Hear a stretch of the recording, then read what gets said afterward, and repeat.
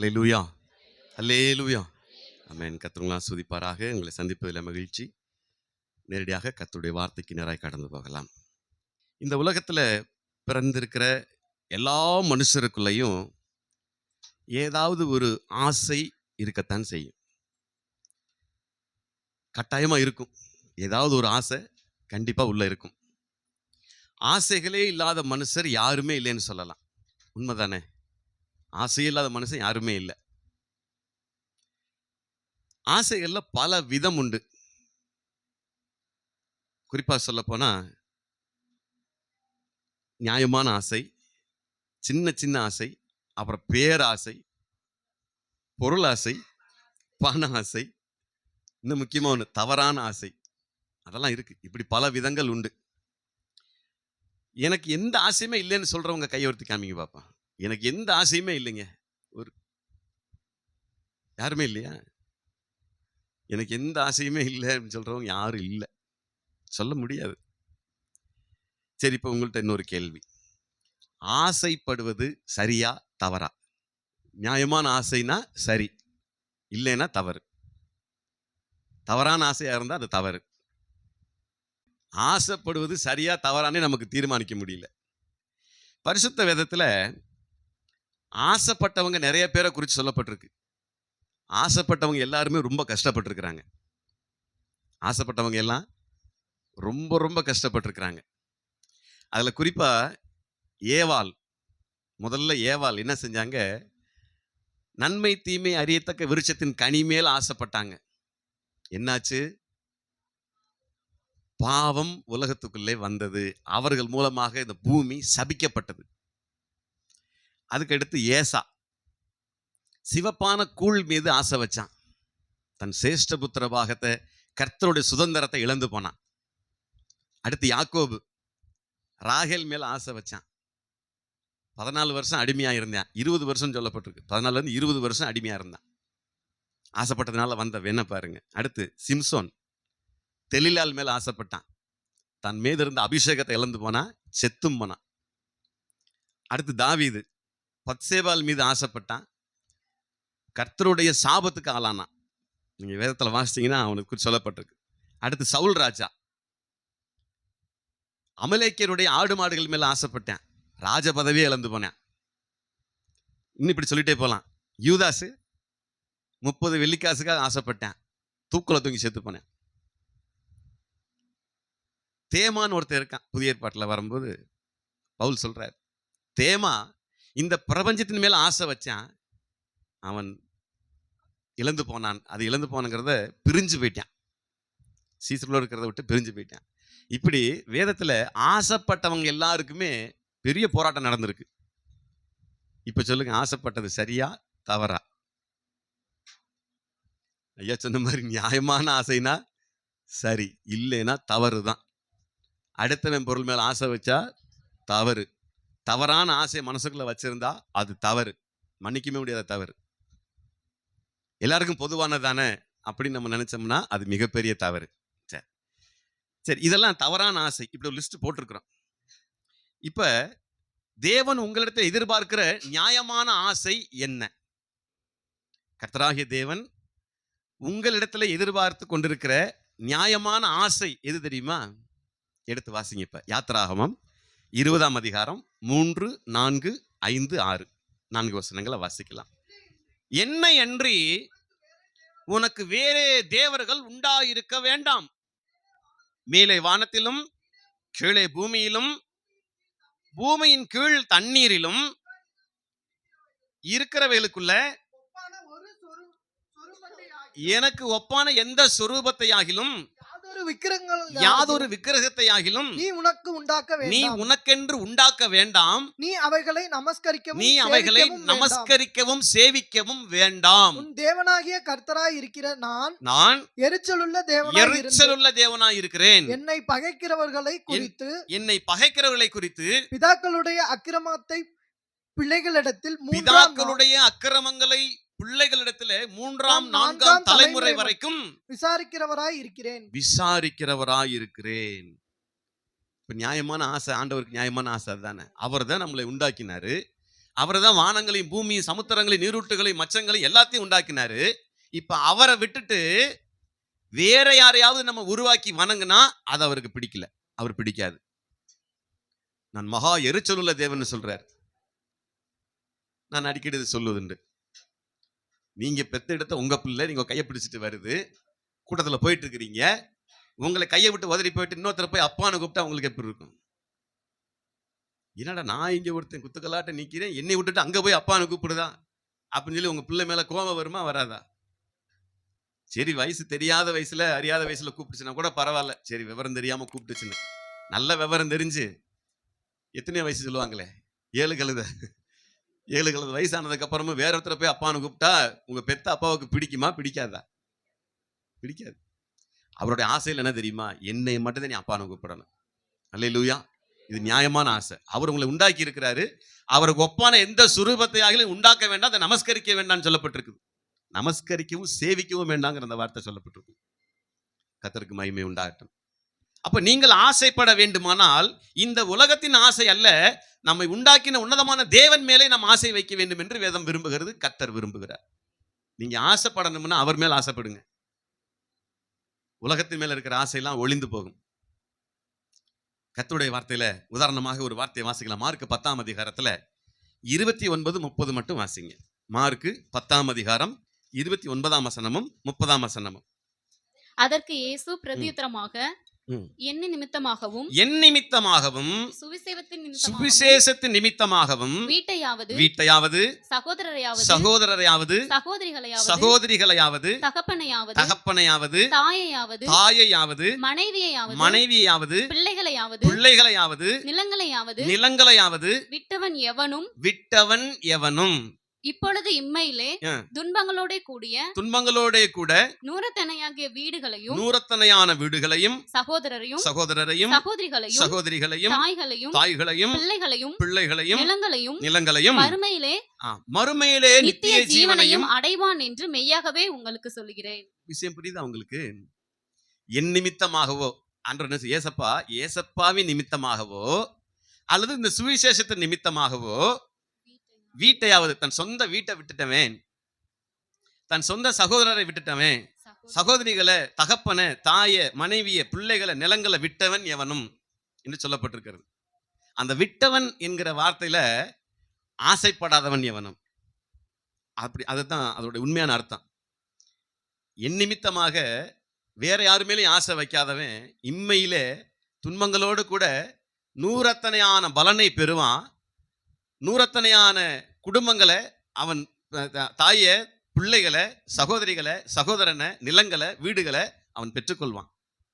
மறுமையில நித்திய ஜீவனையும் அவன் பெறுவான் என்று வேதம் சொல்லுகிறது. என் நிமித்தமாக இவைகளெல்லாம் விட்டவன், இவைகள் மேல ஆசைப்படாதவன் எவனோ? யாராவது இருக்கீங்களா அப்படி? அவரெல்லாம ஒருத்தர் சொல்லுவாங்க, எனக்கு ஏசெல்லாம் வேண்டாப்பா, எனக்கு என் மனைவி மட்டும் போதும், எனக்கு ஏசெல்லாம் வேண்டாம், எனக்கு என் வீடு மட்டும் போதும், என் வீட்டை மட்டும் எனக்கு திருப்பி கொடுத்தா அது போதும், ஏசு வேண்டாம், என் சொத்து மட்டும் திரும்பி வந்தா போதும், ஏசு வேண்டாம். அது சொல்றாரு, இது மேலெல்லாம் ஆசை வைக்காதீங்க, இவைகள் எல்லாம் அழிந்து போகக்கூடியது. பாருங்க, இது எல்லாத்துக்கும் முன்னால ஏசு பெருசா தெரிய மாட்டாரு நிறைய பேருக்கு. என் வீட்டை விட அவர் பெருசா, என் சொத்து திரும்பி வர்றதை விட அவர் பெருசா அப்படின்னு சொல்லிட்டு அவரை மட்டுப்படுத்திடுறாங்க அநேகர். கர்த்தருக்கு மகிமை உண்டாட்டும், அதெல்லாம் ஒரு நாள் சாம்பலாகி போகிவிடும் என்று சொல்லி வேதம் சொல்லுகிறது. மறந்துடாதீங்க, நீங்க ஆசைப்பட்டது எல்லாமே ஒரு நாள் சாம்பலா போயிருமா, மண்ணோட மண்ணா போயிருமா.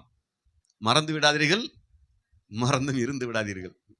நீங்க ஆசைப்பட்டது எல்லாமே இது பூரா சொன்னா லிஸ்ட் போட்டிருக்காருல்ல, வீடு, மனைவி, பிள்ளைகள், பெற்றோர், சகோதரன், சகோதரி, நிலங்கள் எல்லாமே ஒரு நாள் மண்ணோட மண்ணா போயிடும். ஆனா மண்ணோடு மண்ணா போகாம ஒருத்தர் இருக்கிறாரு. அவர் ஆதியிலிருந்து அந்த வரைக்கும் இருக்கிற தேவன், உன்னதமான தேவன், வார்த்தையாகிய தேவன், அதுதான் அவர்தான் இயேசு. அவர் அழியாதவர். அழிந்து போகிறவை மேல நீங்க ஆசை வச்சீங்கன்னா நீங்களும் அழிஞ்சு போயிருவீங்க. அவர் அழியாதவர். அவர் மேல ஆசை வச்சீங்கன்னா உங்களுக்கு நித்திய ஜீவன் கிடைக்கும், அவரோடு கூட சேர்ந்து வாழுகிற அனுபவம் கிடைக்கும். கர்த்தருடைய வார்த்தையில யோவான் புத்தகத்துல, யோவான் சுவிசேஷம் 21ஆம் அதிகாரத்துல அதுல 15, 16, 17 வாசிக்கலாம். 15ஆம் வசனம் வாசிங்க. அவர்கள் போஜனம் பண்ணின பின்பு இயேசு சீமோன் பேதுருவை நோக்கி, யோனாவின் குமாரனாகிய சீமோனே, யோனாவின் குமாரனாகிய சீமோனே, இவர்களிலும் அதிகமாய் நீ என்னிடத்தில் அன்பாய் இங்க இருக்கிற இருக்கிறாயா? எல்லாரை காட்டிலும் என்னிடத்திலே நீ அன்பாய் இருக்கிறாயா என்றார். என்று கேட்டார். அடுத்து அதற்கு அவன், ம், ஆம் ஆண்டவரே, ம். உம்மை நேசிக்கிறேன் என்பதை நீர் அறிவீர் என்றான். 16ல அடுத்து அவர், ம். என் ஆட்டுக்குட்டிகளை மெய்ப்பாயாக என்றான். மேய்ப்பாயாக என்றார். அடுத்து இரண்டாம் தரம் ம், அவர் அவனை நோக்கி, ம், யோவானின் குமாரனாகிய சீமோனே, ம், நீ என்னிடத்தில் அன்பாய் இருக்கிறாயா என்றார். ம், அதற்கு அவன், ம். ஆம் ஆண்டவரே, உம்மை நேசிக்கிறேன் என்பதை நீர் ம். அறிவீர் என்றான். ம், அவர், என் ஆடுகளை மெய்ப்பாயாக என்றார். ம், மூன்றாம் தரம் ம். அவர் அவனை நோக்கி, ம், யோனானின் குமாரனாகிய சீமோனே, ம், நீ என்னை நேசிக்கிறாயா என்றார். ம், என்னை நேசிக்கிறாயா என்று அவர் மூன்றாம் தரம் தன்னை ம். கேட்டபடினாலே பேதுரு துக்கப்பட்டு, ம், ஆண்டவரே, நீர் எல்லாவற்றையும் அறிந்திருக்கிறீர், ம். நான் உம்மை நேசிக்கிறேன் என்பதையும் நீர் அறிவீர் என்றான். பாருங்க, இயேசு, என் ஆடுகளை மெய்ப்பாயாக என்றார். ஏசப்பாவுக்கு தெரியும் பேதுரு ஏற்கனவே 2 இடத்துல 3 இடத்துல ஃபெயில் ஆனவன். ஏற்கனவே அவன் ஃபெயில் ஆனவன். ஆண்டவருடைய டெஸ்ட்ல 3 இடத்துல ஃபெயில் ஆயிட்டான். இப்போ கேட்கிறாரு, ஏய் யோனாவின் குமாரனாகிய சீமோனே, இவைகளை காட்டிலும் உன் வீடு, உன் மனைவி, பிள்ளைகள், உன் சகோதரன் சகோதரி, உன் வீடு நிலம், இது எல்லாவற்றை காட்டிலும் என் மீது நீ அன்பா இருக்கிறாயா? என் மேல உனக்கு ஆசை இருக்கா? என்னை நேசிக்கிறாயான்னு கேட்கிறாரு. இதெல்லாம் காட்டிலும் இதெல்லாம் விட்டுட்டு என்னை நீ நேசிக்கிறான்னு கேட்கிறாரு. ஆமாண்டவரே, நான் உண்மை நேசிக்கிறேன். 2ஆம் முறையும் கேட்கிறாரு. ஏன்னா மனசு மாறிடுவேன். ஏற்கனவே சொல்லிட்டாரு, நீ 3 தடவை மறுதளிப்பேன்னு சொல்லியிருந்தாரு. இன்னைக்கு காலையில 2 முறை சேவல் கூவுறதுக்கு முன்ன என்னை 3 தடவை மறுதளிப்பான்ட்டார். அதனால 3 முறை கேட்டாரு. அப்போ 2ஆவது தடவையும் கேட்கிறாரு, 3ஆம் முறையும் கேட்கிறாரு. அப்ப சொல்றான், அவனுக்கு ரொம்ப துக்கப்பட்டேன். ஏடா அப்படி நம்ம ஒரு வேளை அன்னைக்கு சொன்னதுக்காக இன்னைக்கு பழி வாங்குறாரோ அப்படின்னு துக்கம் அடைந்து, ஆண்டவரே, நான் நேசிக்கிறேன் என்பது உமக்கு தெரியுமே அப்படின்னு இது ஆடுகளை மேய்ப்பாயாக, ஆட்டுக்குட்டிகளை மேய்ப்பாயாகன்னு சொல்லி 2 விதமான காரியங்களை சொல்றார். ஆடு, ஆட்டுக்குட்டி என்பது மந்தை, மந்தையில் உள்ள ஜனங்களை குறிக்கிறது. ஆக கரெக்டா பேதுருவை தான் தன்னுடைய சபைக்கு மூளைக்கல்லாக வைத்து, இந்த கல்லின் மேல் என் சபையை கட்டுவேன், பாதாளத்தின் வாசல்கள் அதை மேற்கொள்வதில்லை என்று சொல்லி பேதுருவின் மூலமாகத்தான் அந்த சபையை கட்டுவதற்கான அந்த வெளிப்பாட்டை தருகிறார். கர்த்தருக்கு மகிமை உண்டாகட்டும். அப்ப கேட்ட அந்த வார்த்தையோட அர்த்தம் என்னன்னா, இவைகள் எல்லாவற்றை காட்டிலும் என் மீது உனக்கு ஆசை இருக்கிறதா, என்னை நீ நம்புகிறாயா, என்னை நேசிக்கிறாயா என்பதுதான் அதனுடைய அர்த்தம். இப்ப அதே கேள்வி உங்கள்கிட்ட கேட்டா நேசிக்கிறேன்னு சொல்லுவீங்க. ஆமேன். அப்புறம் நேரா வீட்டுக்கு போய் பிரியாணி வாங்கிட்டு போயிருவீங்க. ஸ்தோத்திரம். அதான் மனுஷன். அதான் அதனாலதான் அவர் 3 முறை கேட்கிறாரு. இப்ப பிரசங்கில அதுக்கான விளக்கத்தை சொல்றாரு பாருங்க. ஏன்னா பிரசங்கி 6ஆம் அதிகாரம் 9ஆம் வசனம். பிரசங்கி 6ஆம் அதிகாரம் வசனம் 9. ஆசையானது அலைந்து தேடுகிறதை பார்க்கிலும் அலைந்தேடுகிறதை பார்க்கிலும் கண்டதே நலம். போதும். ஆசையானது அலைந்தேடுகிறதை பார்க்கிலும் கண் கண்டதே நலம் என்று பிரசங்கி சொல்லுகிறான். என்ன அர்த்தம் அதுக்கு? ஆசை என்ன செய்யுமா? அலைஞ்சுக்கிட்டே இருக்குமா, அலைஞ்சு தேடிக்கிட்டே இருக்குமா. இங்க போனா நிம்மதி கிடைக்குமா, அங்க போனா சந்தோஷம் கிடைக்குமா, அங்க போனா பணம் கிடைக்குமா, அப்படி அந்த ஆசை அலை பாயும் என்பதைத்தான் இங்க சொல்லிருக்காரு. அலைந்தேடுகிறது. அதற்கு கண் கண்டதே நலம். உன் கண்ணு முன்னால இருக்கிற ஆசீர்வாதம் போதுமையா உனக்கு? அங்க ஒரு 400 கிலோமீட்டருக்கு அங்கிட்டு ஒரு கடல் பக்கத்துல ஒரு கோயில் இருக்குதுங்க, அங்க போய் நீங்க நின்று ஜெபம் பண்ணுங்க, அப்போ உங்களை ஆண்டவருக்கு உங்களுக்கு செஞ்சிருவாரு அப்படின்னா அது அலைந்தேடுது. நிறைய பேருக்கு போக முடியாது. ஐயா ஒருத்தர் அடிக்கடி கேட்பாரு, என்ன இந்த வருஷம் நீ கோயிலுக்கு போகலையா அப்படிம்பாரு. இல்லையா, போகலைங்க. அட பணம் இல்லை சொல்லு, நான் தரேன், போயிட்டு வா. எங்க? ஆமா, போயிட்டு வா அப்படிம்பாரு. கடை வாங்கி சாமி கும்பிட போகணுமா என்ன? இருக்கிற இடத்துல இருக்கிற ஆண்டவர், நீங்க நிக்கிற இடத்துல நினைக்கிற இடத்துல ஆண்டவரை கூப்பிட்டா அவர் உங்களுக்கு தரிசனமாகவும் பதில் பேசவும் உங்களுக்கு ஆலோசனை சொல்ல வல்லவராக இருக்கார்.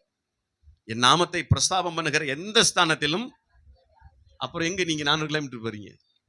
நீங்க எந்த இடத்துல என்ன உண்மையா ஒருக்கமா கேட்கறீங்களோ அந்த இடத்துல ஆண்டவர் உங்களுக்கு வெளிப்பாடுகளை தரிசனங்களை கொடுத்து ஆலோசனை தரவும் வல்லவராக இருக்கிறார். பூமியும் அது நிறைவும் கர்த்தருடையது. அவர் இல்லாத இடமே கிடையாது. எல்லா இடத்துலயும் அவர் நிறைந்திருக்கிறார். சர்வ வியாபி, எங்கும் வியாபித்திருக்கிறவர். அதான் சர்வ வியாபியின் பேர். ஆக ஆசையானது என்ன செய்யுமா? அலைந்து தேடுகிறது. அதான் அலைந்தேடுகிறதுன்னு சொல்லி சொல்லப்பட்டிருக்கிறது. அதனால் பேதுருவிடத்துல இதை கேட்கிறார். ஆசை அலப்பாயும் ஒருவேளை இவனை கேட்டு தெரிஞ்சுக்கலாம், இது எல்லாவற்றை காட்டிலும் என் மீது அன்பா இருக்கிறான்னு கேட்டுக்கலான்னு 3 தடவை கேட்டார். அதே போல் நீதிமொழிகள் 23 5ஆம் வசனம், 23ஆம் அதிகாரம் 5ஆம் வசனம். இல்லாமற் போகும் பொருள் மேல் உன் கண்களை பறக்க விடுவானேன். இல்லாமல் போகும் பொருள் மேல உன் கண்ணை பறக்க விடுவானேன். அது கழுகை போல சிறகுகளை தனக்கு உண்டு பண்ணி கொண்டு ஆகாய மார்க்கமாய் பறந்து போம். ஆகாய மார்க்கமாய் பறந்து போயிடும். உள்ளுக்குள்ள அப்படி நினைக்கிற நினைப்பே ஆகாய மார்க்கமா பறந்து போயிருமா? அது நினைக்கிறதெல்லாம் நிறைவேறி இருக்கா? நீங்க ஆசைப்பட்டதெல்லாம் நிறைவேறி இருக்கா? எத்தனை பேருக்கு ஆசைப்பட்டதெல்லாம் நிறைவேறிடுச்சு? நீங்க ஆசைப்பட்ட மாதிரியே நிறைவேறிடுச்சு. நீங்க ஆசைப்பட்ட மாதிரி நல்ல வீடு கிடைச்சிருச்சு. நீங்க ஆசைப்பட்ட மாதிரி நல்ல கணவன் நல்ல மனைவி கிடைச்சிட்டாங்க. நீங்க ஆசைப்பட்ட மாதிரி நல்ல பிள்ளைங்க கிடைச்சிட்டாங்க. நீங்க ஆசைப்பட்ட மாதிரி நல்ல தோட்டம் துறவு கிடைச்சிருச்சு. நீங்க ஆசைப்பட்ட மாதிரி நல்ல ஆடு மாடு கிடைச்சிருச்சு. எத்தனை பேர் அப்படி ஏத்துக்கிறீங்க? இன்னைக்கு நீங்க ஆசைப்பட்ட மாதிரியே கிடைச்சிருந்துச்சுன்னா நீங்க அதிர்ஷ்டசாலிகள், பாக்கியவான்கள். அல்லேலூயா. இது எல்லாம் நல்லது தாங்க, இன்னும் கொஞ்சம் குணம் தான் சரியில்லை அப்படின்னா போச்சா? அதுதான் நம்ம மெயினே. அதுதானே இப்ப ஒருத்தருடைய பார்வைக்கு அழகா இருக்கிறது இன்னொருத்தர் பார்வைக்கு வேற மாதிரி இருக்கும். காக்கைக்கும் தன் குஞ்சு பொன் குஞ்சு. நம்ம என்னடா இப்படி அசிங்கமா இருக்கு நம்ம சொல்லுவோம். ஆனா அதுக்கு ஏம்புலடா இவ்வளவு அழகா இருக்கு தெரியுமா அப்படி சொல்லும். ஒரு அறிஞர் சொல்றாரு, நீ பார்ப்பது எல்லாம் உனக்கு அழகா இருப்பதில்லை, நீ எதை அழகாக விரும்புகிறாயோ அது உனக்கு அழகாக தெரிகிறது. நீ எதை விரும்புகிறாயோ அது உனக்கு அழகா தெரியுதுங்கிறார். நம்ம ஒருத்தர் பார்த்து விரும்புறோம்னா அது நமக்கு அழகா தெரியும். மற்றவங்க சொல்லுவாங்க, போய் இப்படியாடா நீ மாட்டிக்கிட்ட அப்படிம்பாங்க. ஏன்டா இதுக்கு என்னடா அப்படிம்பாங்க. தெரியுமில்ல சொல்ல வர்றது புரியும் நினைக்கிறேன். புரியும். அப்ப என்னன்னா சில நேரங்கள்ல அந்த ஆசைப்படுறதுல நம்ம நியாயமா ஆசைப்படணும். இதை பொருளாசையை குறித்து ஒரு 2-3 காரியம் சொல்றேன். அதை கொஞ்சம் கவனமா கேளுங்க. இதான் கொஞ்சம் முக்கியம், இந்த காலகட்டத்துக்கு ரொம்ப முக்கியம். நீதிமொழிகள்ல 15ஆம் அதிகாரத்துல 27ஆம் வசனத்தை வாசிக்கலாம். நீதிமொழிகள். பொருளாசைக்காரன் தன் வீட்டை கலைக்கிறான். போதும். பொருளாசைக்காரன் தன் வீட்டை கலைக்கிறான். சொத்து பிரச்சனை வரும்போது, பொருளாசை வரும்போது வீட்டை கலைச்சிருவேன். இளையகுமாரன் சொல்றான், தகப்பனே என் ஆஸ்தியை எனக்கு பிரிச்சு கொடுங்க. நான் உன் கூட இருக்க விரும்பல, என் சகோதரன் கூட இருக்க விரும்பல, என் இஷ்டத்துக்கு நான் போக போறேன். எனக்கு சேர வேண்டிய ஆஸ்திய சொத்தை பங்க பிரிச்சு கொடுங்க. அப்ப பொருளாசைக்காரன் தன் வீட்டை, நிறைய குடும்பத்தில் நடந்திருக்கு. நிறைய குடும்பம் கட்டுக்கோப்பா இருப்பாங்க. அப்படியே சகோதரன்மார்கள் சகோதரிமார் எல்லாம் ஒரே குடும்பமா இருப்பாங்க. ஒரு ஆள் போதும், ஒரு ஆள் போதும். அவன் நான் இப்படி செஞ்சேன், கடனாய் போச்சு, என் சொத்தை பிரிச்சு கொடு அப்படின்னாக்க அன்னைக்கு வந்துச்சு. அப்ப பொருளாசைக்காரன் தன் வீட்டை, அப்ப வீட்டை கலைக்கிறதுக்கு என்ன முக்கியமா செயல்பட்டது? பொருளாசை. ஸ்தோத்திரம். நீதிமொழி 28 சொல்லியிருக்கு பாருங்க, 28:16. பொருளாசையை வெறுக்கிறவன் தீர்க்காயுசை பெறுவான். பொருளாசைய வெறுக்கிறவன் தீர்க்காயுசை பெறுவான். அப்ப தீர்க்காயுசை இல்லாம இடையில போறவங்க என்னவா? பொருளாசையினால் பாதிக்கப்பட்டவங்க அர்த்தம். அப்ப பொருளாசையை வெறுத்தவங்க தீர்க்காயுசை பெறுவார்கள் என்பது நீதிமொழிகள் சொல்லுகிற வார்த்தை. ஏசாயா 57:17. நான் அவர்கள் பொருளாசை என்னும் அக்கிரமத்தின் நிமித்தம் கடும் கோபமாகி அவர்களை அடித்தேன். இஸ்ரவேல் ஜனங்களை அடித்தேன். நான் மறைந்து கடும் கோபமா இருந்தேன். தங்கள் மனம் போன போக்கிலே மாறுபாடாய் நடந்தார்களே. எதுக்காக ஆண்டவர் அடிச்சாராம்? அவன் பொருளாசைப்பட்டதுனாலதான் எனக்கு கோபம் வந்துச்சு, நான் அடிச்சேங்கிறாரு. இஸ்ரவேல் ஜனங்களை பார்த்து சொல்றாரு, நான் கொடுத்தது போதும், பேசாம இருந்திருக்க வேண்டியது தானே.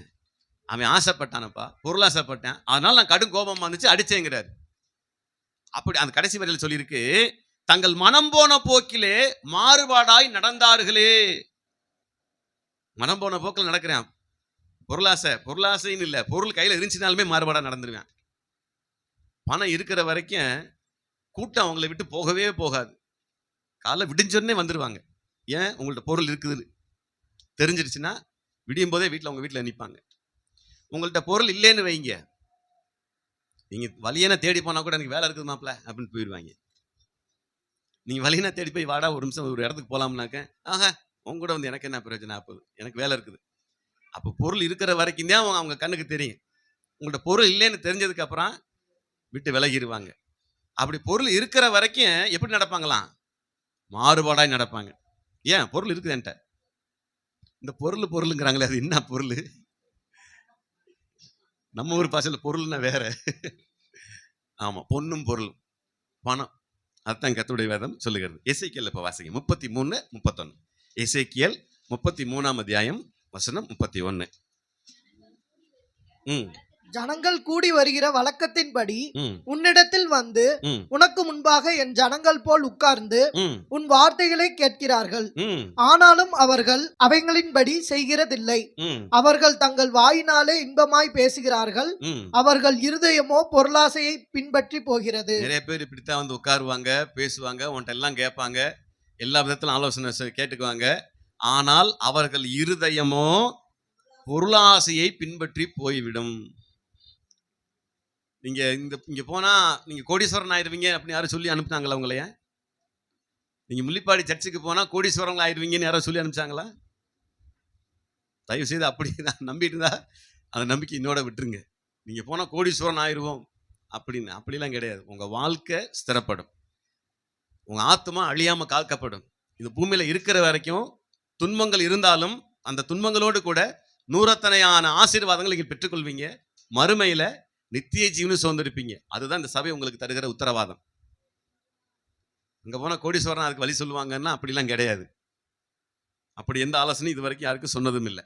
சரி, லூக்கா 12ஆம் அதிகாரத்துல 15ஆம் வசனம் இதுல தெளிவா சொல்றாரு. ஏசப்பா அந்த வார்த்தை சொல்லும்போது, பொருளாசையை குறித்து எச்சரிக்கையாயிருங்கள், ஏனெனில் ஒருவனுக்கு எவ்வளவு திரளான ஆஸ்தி இருந்தாலும் அது அவனுக்கு ஜீவன் அல்ல என்றார்.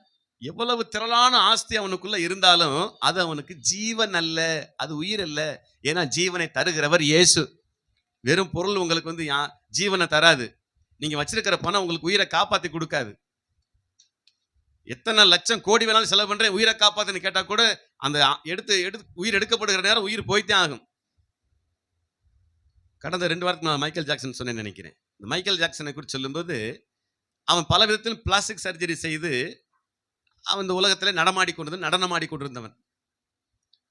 அவனுக்கு சாவே வரக்கூடாதுன்னு சொல்லிட்டு 50 மருத்துவர்கள் கூடவே இருப்பாங்களாம். 50 டாக்டர்களுக்கு சம்பளம் கொடுத்து அவன் என்ன சாப்பிடணும், இந்த சாப்பிட்றதுல என்ன சத்து இருக்கு, இதுல என்ன விஷம் இருக்கா அப்படின்னு ஆராய்ச்சி பண்ணி தான் அவன் டெஸ்ட் பண்ணி தான் அவனுக்கு கொடுப்பாங்களாம்.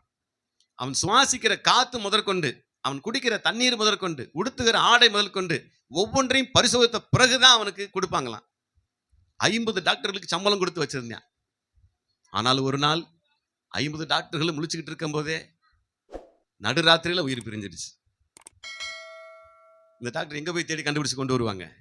சம்பளம் கொடுத்து வச்ச டாக்டருங்க. சரியா 50வது வயசுல மைக்கேல் ஜாக்சன் மரித்து போனார். எல்லாருக்கும் ஆச்சரியம். ஏடா சாவக்கூடாதுன்னு 50 டாக்டர் கூட வச்சிருந்தான்டா, எப்படா செத்தான்? டாக்டர் கேட்டா, என்ன கேட்டா, உயிர் போற வழி அவனுக்கு வழி தெரியுமா, பாதை தெரியுமா, போன வழியை கண்டுபிடிச்சு போக முடியுமா? தன் ஆவியை விடாதிருக்க எந்த மனுஷருக்கும் தன் ஆவியின் மேல அதிகாரம் இல்லை என்று வேதம் சொல்லுகிறது. தன் ஜீவனை விட முடியாதுன்னு சொல்றதுக்கு எந்த மனுஷனுக்கு அதிகாரம் கிடையாது. கர்த்தர் எடுக்கிற நேரத்தை எடுத்துட்டு போயிட்டே இருப்பார். அது போயிடும். ஆவி தன்னை தந்த தேவனிடத்திற்கு போகிறது. கர்த்தருக்கு மகிமை உண்டாகட்டும். அதனாலதான் சொல்றாரு, ஒருவனுக்கு எவ்வளவு திரளான ஆஸ்தி இருந்தாலும் அது அவனுக்கு ஜீவன் அல்ல. ஜீவனை தருகிறவர் கர்த்தர். நீ பொருளாசை பின்பற்றி போயிட்டினாக்க அதனால உன் உயிரை வாங்க முடியாது, திருப்பி வாங்க முடியாதுன்னு கர்த்தர் திட்டம் தெளிவா சொல்றாரு. இப்ப நீங்க ஆசைப்படுறதுல நியாயமான காரியத்தை சிலதை சொல்றேன். 1 கொரிந்தியர் 6ஆம் அதிகாரம் 1 கொரிந்தியர் 6ஆம் அதிகாரம் 10ஆம் வசனம்.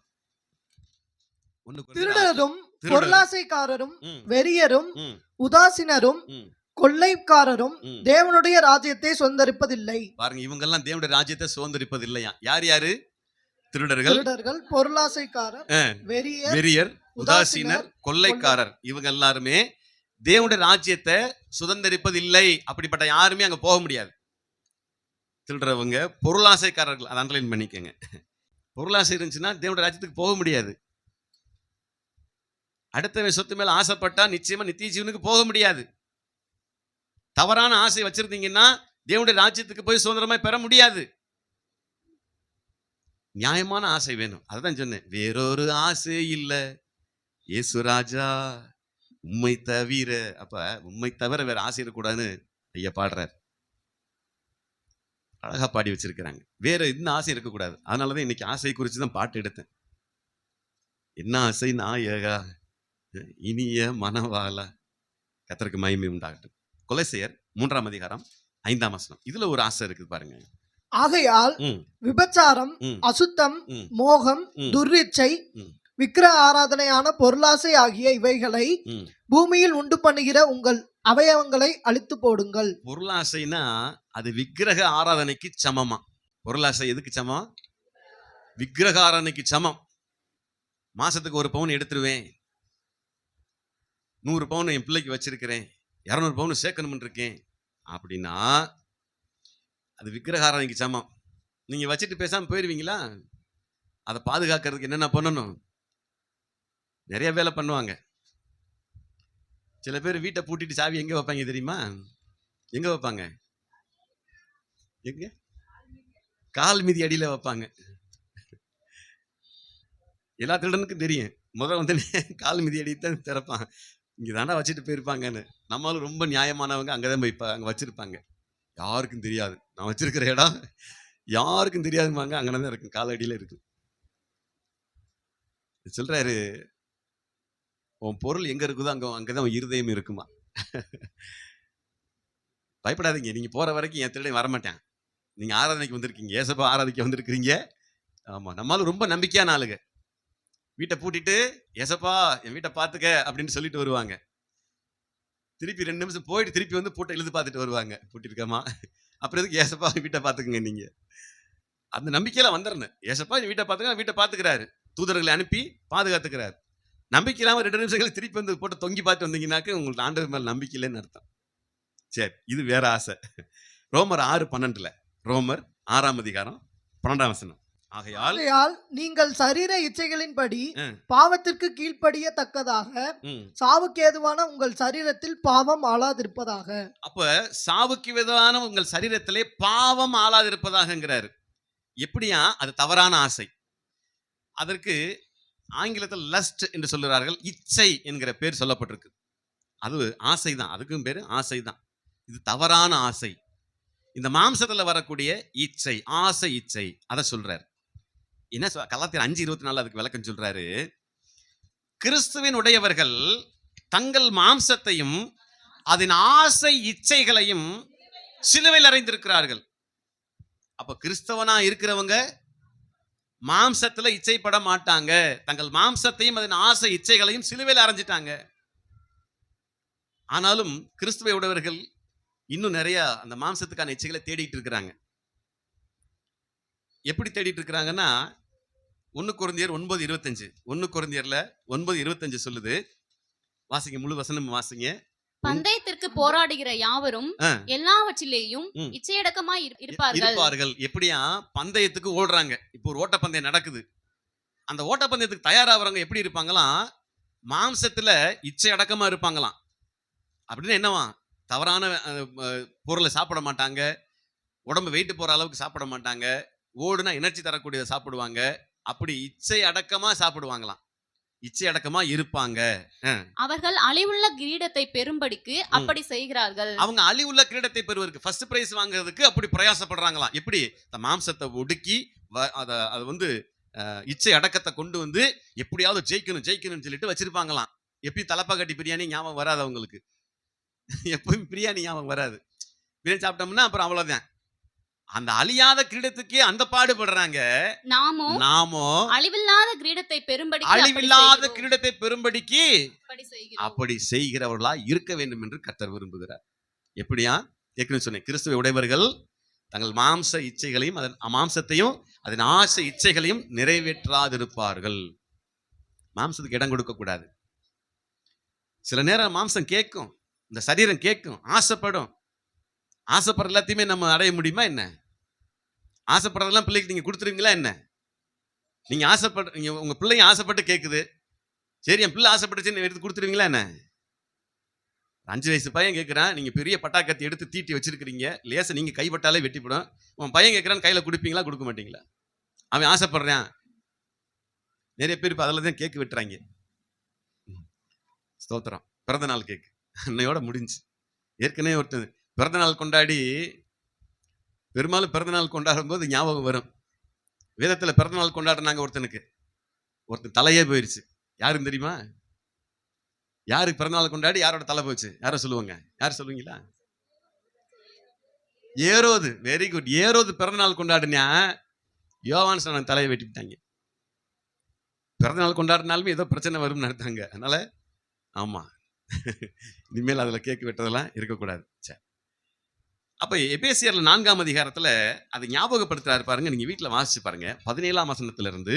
ஆதலால் கர்த்தருக்குள் நான் உங்களுக்கு சாட்சியாக சொல்லி எச்சரிக்கிறது என்னவெனில், இப்படி எல்லாம் நடந்திருக்கிறதுனால உங்களுக்கு சாட்சியாக சொல்லி எச்சரிக்கிறது என்னவென்றால், மற்ற புறஜாதிகள் தங்கள் வீணான சிந்தையிலே நடக்கிறது போல நீங்கள் இனி நடவாமல் இருங்கள். மற்ற புறஜாதியில் நடக்கிறது போல நீங்க நடக்காதீங்கிறார். அவன் செய்வான், அவன் போய் கிடா வெட்டுவான், நீங்க செய்யாதீங்க. அவன் போய் பல தவறு பண்ணுவேன், நீங்க செய்யாதீங்க. அவன் பச்சைப்பாடு கடையிலே படுத்திருப்பேன், நீங்க போகாதீங்க. அப்ப சாட்சியாக சொல்லி எச்சரிக்கிறது என்னன்னா, மற்ற புறஜாதிகள் தங்கள் வீணான சிந்தை நடக்கிறது போல நீங்க நடக்காம இருங்க. அடுத்து, அவர்கள் புத்தியில் அந்தகாரப்பட்டு தங்கள் இருதய கடினத்தினால் தங்களில் இருக்கும் அறியாமையினாலே தேவனுடைய ஜீவனுக்கு அந்நியராய் இருந்து உணர்வில்லாதவர்களாய் சகலவித அசுத்தங்களையும் ஆவலோடு நடப்பிக்கும்படி தங்களை காம விகாரத்துக்கு ஒப்பு கொடுக்கிறார்கள். 22-23 வாசிங்க. நேரல்ல. அந்தபடி முந்தின நடக்கைக்குரிய மோசம் போக்கும் இச்சைகளாலே கெட்டு போகிற பழைய மனுஷனை நீங்கள் களைந்து போட்டு, ஒருவேளை இதுக்கு முன்னால வரைக்கும் நேத்து வரைக்கும் அப்படி கெட்டு போகிற பழைய மனுஷன் உங்களுக்குள்ள இருந்தா, அந்த கெட்டு போகிற பழைய மனுஷனை நீங்கள் களைந்து போட்டு உங்கள் உள்ளத்திலே புதிதான ஆவி உள்ளவர்கள் ஆகி மெய்யான நீதியிலும் பரிசுத்தத்திலும் தேவனுடைய சாயலாக சிருஷ்டிக்கப்பட்ட புதிய மனுஷனை தரித்துக் கொள்ளுங்கள். புது மனுஷனா மாறுங்கிறார். எனக்கு வேற ஆசை இல்லைங்க. ஆரம்பத்துல கேட்டேன், எனக்கு ஆசையே இல்லைன்னு சொல்றவங்க எத்தனை பேர்னா யாரும் கை தூக்கல. எல்லாருக்குமே ஏதோ ஒரு ஆசை இருக்கு. ஆனா கிறிஸ்துவுடையவர்கள் இந்த மாம்சத்தையும் அதன் ஆசை இச்சைகளையும் சிலுவையில் அறைந்திருக்கிறார்கள். இந்த உலகத்தின் ஆசை எனக்கு வேண்டாங்க. நீங்க இதுல மேல நீங்க எபேசியர்ல நீங்க வாசிச்சு பாத்தீங்கன்னா, உங்களுக்கு உள்ளது போதும் என்று இருங்கள் இருக்கு. உங்கள்கிட்ட உள்ளது போதும்னு நினைங்க. போதும் என்ற மனதுடனே கூடிய தேவ பக்தியே மிகுந்த ஆதாயம். அதனால சொல்றாரு, கெட்டு போகிற பழைய மனுஷனை கலைந்து போட்டு உங்கள் உள்ளத்திலே புதிதான ஆவி உள்ளவர்களாகி மெய்யான நீதியிலும் பரிசுத்தத்திலும் தேவனுடைய சாயலாக சிருஷ்டிக்கப்பட்ட புதிய மனுஷனை தரித்துக் கொள்ளுங்கள். பழையவில் எல்லாம் ஒளிந்து போயின, எல்லாம் புதிதாயினுங்கிற பிரமாணத்துக்குள்ள வாங்க. சில பேர் தகுதிக்கு மீறி ஆசைப்படுவாங்க. அப்படித்தானே? தகுதிக்கு மீறி சொல்லுவாங்க, டேய் நீ தகுதிக்கு மீறி ஆசைப்படுறடா. அதனால எதுவுமே எல்லாமே எனக்கு தகுதியாயிராது. எல்லாம் எனக்கு அனுபவிக்க எனக்கு அதிகாரம் உண்டு. ஆனா எல்லாவற்றையும் அனுபவிக்க எனக்கு எல்லாம் தகுதி இல்லை. பவுல் சொல்றாரு, எல்லாத்தையும் அனுபவிக்கிறதுக்கு நமக்கு அதிகாரம் இருக்கா இல்லையா? காசு கொடுத்தா பணம் கொடுத்தா எதை வேணாலும் வாங்கி சாப்பிடலாம், எதை வேணாலும் வாங்கலாம். ஆனா எல்லாம் நமக்கு தகுதியா இருக்காது. அப்ப தகுதியானதை நாம் பெற்றுக்கொள்ள வேண்டும். அதுதான் கர்த்தர் விரும்புகிற காரியம். கொலைசெயர் புத்தகம் 3ஆம் அதிகாரம் 5-6 அப்படி படபடன்னு ஒரு 4 வசனம் வாசிங்க. விபச்சாரம், அசுத்தம், மோகம், துர்ரிச்சை, விக்கிரக ஆராதனையான பொருளாசை ஆகிய இவைகளை பூமியில் உண்டு பண்ணுகிற உங்கள் அவயங்களை அழித்து போடுங்கள். இவைகளின் பொருட்டே கீழ்ப்படியாமையின் பிள்ளைகள் மேல் தேவன் கோபாக்கினை வரும். அப்ப தேவன் எதுக்காக கோபப்படுறாருன்னா, நீங்க இந்த மாதிரி செஞ்சா தேவ கோபாக்கினை வரும்ங்கிறார். இந்த மாதிரி விக்கிரகாரான பொருளாசை வச்சுக்கிட்டு இருந்தீங்கன்னா ஆண்டவர் கோபம் வரும். கர்த்தருக்கு மகிமை உண்டாகட்டும். அது 1 தீமோத்தேயுல அதுக்கு விளக்கம் சொல்றாரு. 6ஆம் அதிகாரம் 1 தீமோத்தேயு 6ஆம் அதிகாரம் 6லிருந்து 12 வரைக்கும் போதும் என்கிற மனதுடனே கூடிய தேவபக்தியே மிகுந்த ஆதாயம். அடுத்து, உலகத்திலே நாம் ஒன்றும் கொண்டு வந்ததும் இல்லை. அதான் ஃபேக்ட். நான் உலகத்திலே வரும்போது ஒன்றும் கொண்டு வந்ததும் இல்லை. இதிலிருந்து நாம் ஒன்றும் கொண்டு போவதும் இல்லை என்பது. இதிலிருந்து ஒன்னு நம்ம கொண்டு போக போவதில்லை என்பதும் நிச்சயம். உண்ணவும் உடுக்கவும் நமக்கு உண்டாயிருந்தால் அது போதும் என்றே சொல்லி வச்சிருக்கிறாரு. உண்ணவும் உடுக்கவும் போதும் என்று இருந்தால் போதும் என்று நினைங்க. அடுத்து, ஐஸ்வர்யவான்களாக விரும்புகிறவர்கள் சோதனையிலும் கண்ணியிலும் மனுஷரை கேட்டிலும் அழிவிலும் அமிழ்த்துகிற மதிக்கேடும் சேதமுமான பலவித இச்சைகளினாலும் விழுகிறார்கள். அப்ப விழுந்து போறாங்க. யாரு விழுந்து போறா? சீக்கிரம் பணக்காரனாக நினைக்கிறான் பாருங்க, அவன் விழுந்து போயிருவேன். பலவிதமான இச்சைகளினால விழுந்து போயிருவேன். பண ஆசை எல்லா தீமைக்கும் வேறாய் இருக்கிறது. ஒரே போடு போட்டாரு. நீ எப்ப பண ஆசை தான்ப்பா எல்லா தீமைக்கும் வேறு, ஆணி வேறு. அதுதான்.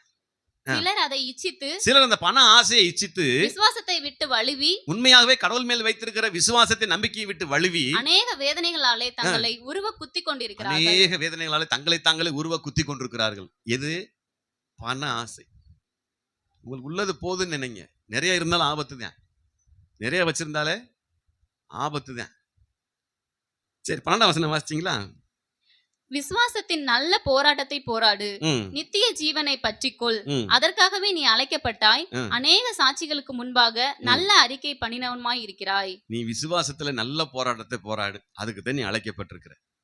விசுவாசத்திலே ஓடுங்க. கர்த்தர் எனக்காக எல்லாவற்றையும் செய்து முடித்திருக்கிறார். நான் சுதந்திரமாய் பெற்றுக்கொள்வேன். எனக்கு கொடுக்காம ஆண்டவர் யாருக்கு கொடுக்க மாட்டார். நான் அதுக்கு சுதந்திரவாளி. அந்த நம்பிக்கையில தைரியமா ஓடுங்கிறார். நான் சொல்றேன், உங்களுக்கு தராம யாருக்கு தரப்போறார் ஆண்டவர்?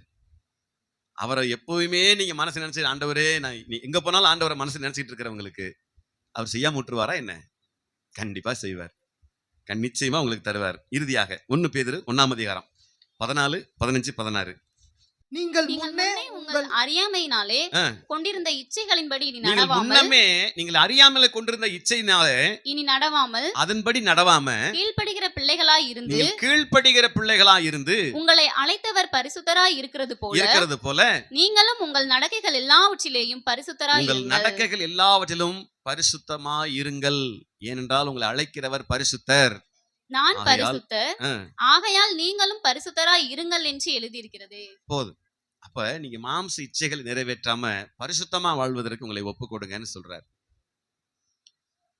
பண ஆசை, பொருள் ஆசை, தவறான ஆசை, நியாயமான ஆசை, இப்படி பல ஆசைகள்லையும் இந்த ஆசையெல்லாம் விட்டுட்டு அவருக்காக அவர் மேல் ஆசைப்பட்டு ஓடுனீங்கன்னா எல்லாவற்றையும் நீங்கள் திருப்பிக் கொள்ளலாம், எல்லாவற்றையும் பெற்றுக்கொள்ளலாம். இந்த பூமியில் இருக்கிற வரைக்கும் சுகமாய் நீங்கள் வாழலாம். அதுல மாற்றமே இல்லை. அது 2ஆம் அதிகாரம் 1 பேதுரு 2ஆம் அதிகாரத்துல 11, 12. பிரியமானவர்களே, ம், அந்நியர்களும் ம். பரதேசிகளுமாய் இருக்கிற நீங்கள் ம். ஆத்துமாவுக்கு விரோதமாய் போர் செய்கிற மாம்ச இச்சைகளை விட்டு விலகி ஆத்துமாவுக்கு விரோதமாக போர் செய்கிற மாம்ச இச்சைகளை விட்டு விலகி புறஜாதிகள் ஆ. உங்களை அக்கிரமக்காரர் என்று ஆ. விரோதமாய் பேசும் விஷயத்தில் ம், அவர்கள் உங்கள் நற்கிரியைகளை கண்டு உங்கள் நல்ல கிரியைகளை நடக்கைகளை கண்டு அவற்றின் நிமித்தம் அவற்றின் நிமித்தம் சந்திப்பின் நாளிலே ஃபைனல் டெஸ்டினேஷன், அன்னைக்கு ஃபைனல் ஜட்ஜ்மெண்ட்ல தேவனை மகிமைப்படுத்தும்படி தேவனை மகிமைப்படுத்தும்படி நீங்கள் அவர்களுக்குள்ளே ம், நல் நடக்கை உள்ளவர்களாய் நடந்து கொள்ளுங்கள் என்று உங்களுக்கு புத்தி நல்ல சொல்கிறேன். நடக்கையுள்ளவர்களாய் நடந்து கொள்ளுங்கள் என்று உங்களுக்கு புத்தி சொல்கிறேன்கிறார். மற்ற புறஜாதிகள் உங்களை பார்த்து சொல்லிடக்கூடாது. என்னதான் ஞாயிற்றுக்கிழமை பைபிளை தூக்கிட்டு போனாலும் வட்டி வாங்குறத விட மாட்டேங்கிறானேன்னு சொல்லக்கூடாது. என்னதான் ஞாயிற்றுக்கிழமை பைபிளை தூக்கிட்டு போயிட்டாலும் இந்த காரியம் செய்யாம போக மாட்டேன்னு சொல்லி சொல்லக்கூடாது. புறஜாதிகள் உங்களை பார்த்து தவறு சொல்லிடக்கூடாதுங்கிறார். ஐயோ, இப்ப என்னதான் சொல்ல வர்ற? ஆசைப்படலாமா படக்கூடாதா? 2ல 1 சொல்லியாங்கிறீங்களா? ஆசைப்படுறது சரியா தவறா ஏதாச்சும் ஒன்று சொல்லி முடிங்கிறீங்களா? ஒன்று வாசித்து முடிச்சிருவோம்.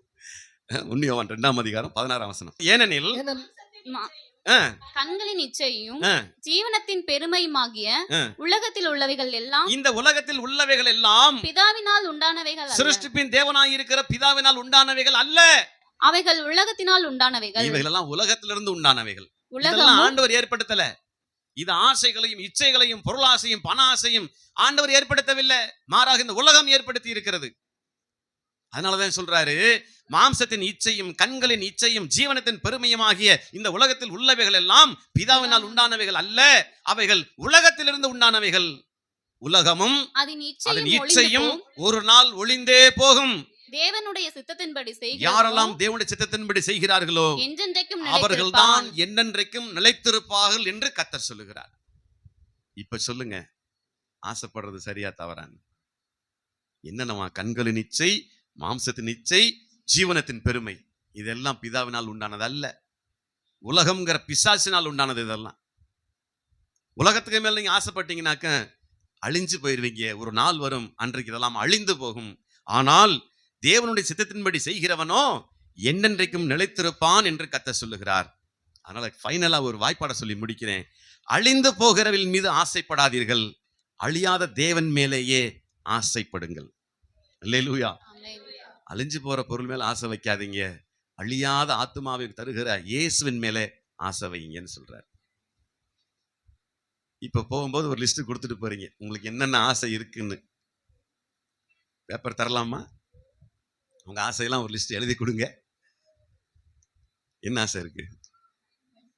எப்படி அடிஷனல் பேப்பர் கேட்பாங்களா? பத்தாது.